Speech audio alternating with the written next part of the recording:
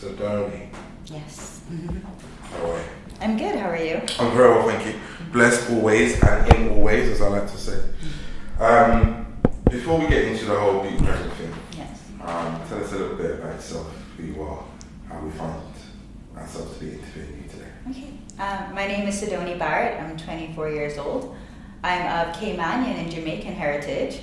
I was born in the Cayman Islands, and I represented the Cayman Islands in Miss Caribbean UK. So I am your queen, Miss Caribbean UK 2019.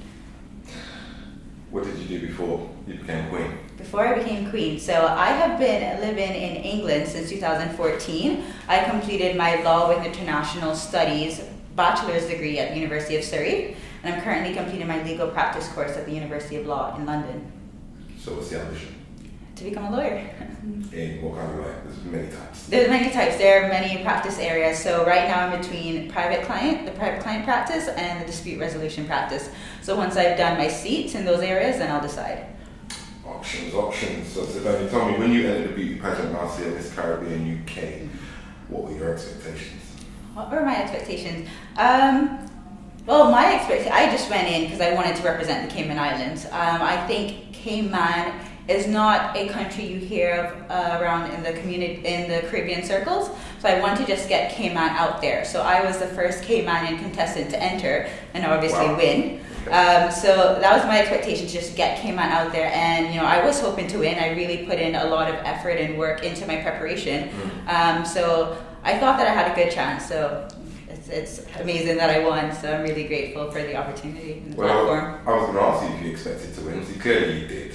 I had some expectation, yes. Talk to me about the night as an experience. What was that like? It was great. So there were 12 of us. So there were quite a lot of contestants, and we all performed amazingly. We all answered our questions really well. We all looked really great, and I think we just gave the audience a great show that night. Talk about how you prepare for a beauty pageant like that. I mean, what does one do? What does one do?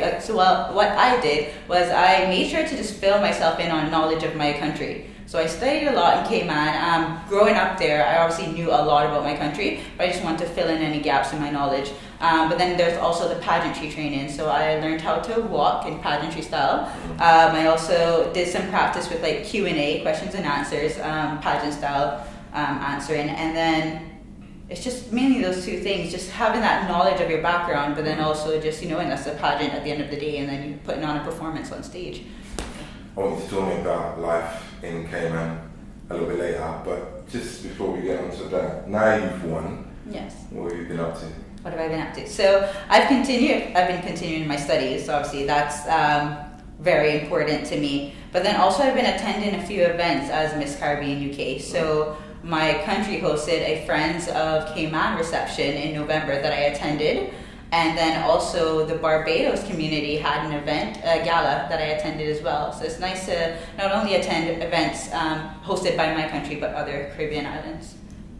So talk to me about growing up in Cayman. What was Sydonie like as a little girl? Tearaway, obedient, which one?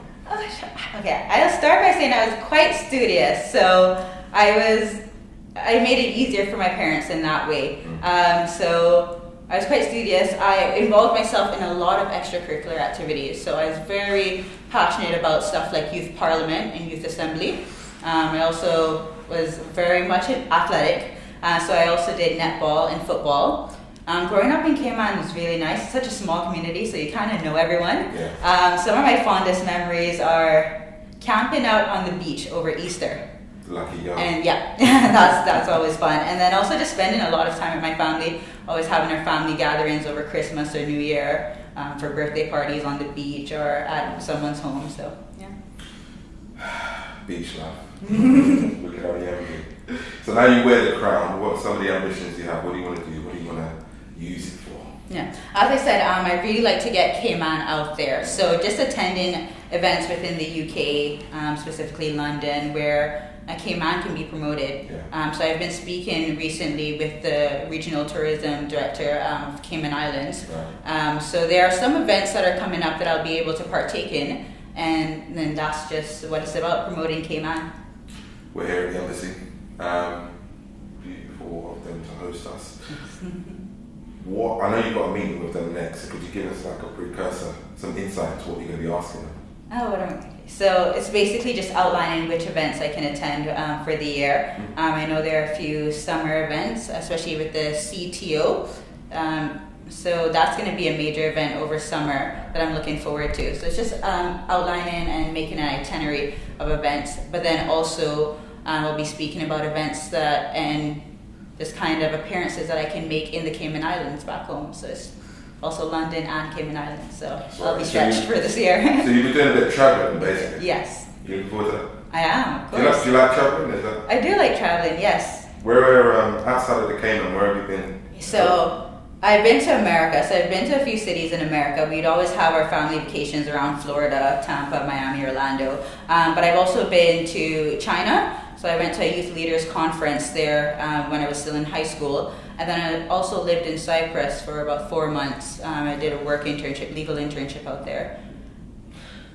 You're working for the whole Caribbean, so where the region is concerned, is there anything in particular that you'd like to see tackled, or Yes. some of the issues to talk about? Yes, so I alluded to this in my post-win interview, but obviously the Windrush scandal that's the biggest issue facing the Caribbean community. So recently I attended a talk at the Brixton Town Hall on Windrush just to gain more knowledge on the issues that each person is facing, just hearing from each individual.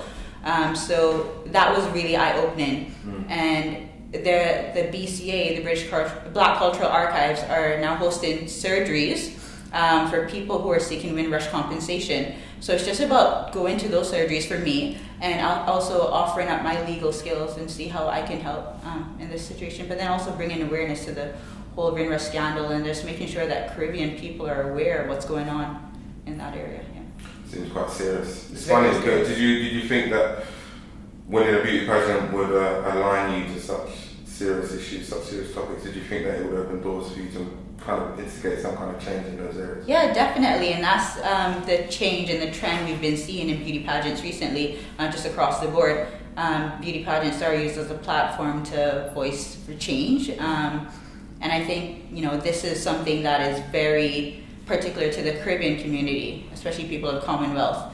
So I definitely knew that I would lend my voice to something of this type of issue. Yeah. If you had any advice for people who want to enter Miss Caribbean UK this year, maybe the next person who's going to wear your crown. I know you're only 3 or 4 months in. But what would that be in terms of how they prepare for it, how they get used to it, handling the night, that sort of thing?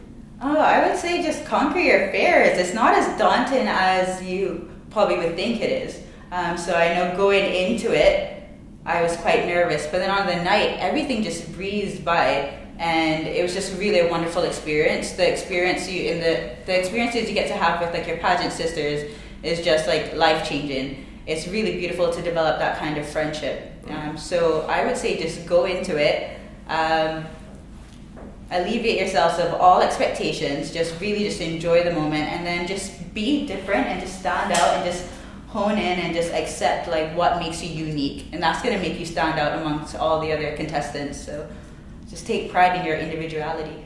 How did the founders of Miss Caribbean UK, how did they help you to get comfortable with what you were doing? Because some people don't actually find that comfortable. Well, leading up to the show, we had like what we called like our girl talk sessions, so where we talked about sisterhood and issues pertaining to like us as Caribbean women.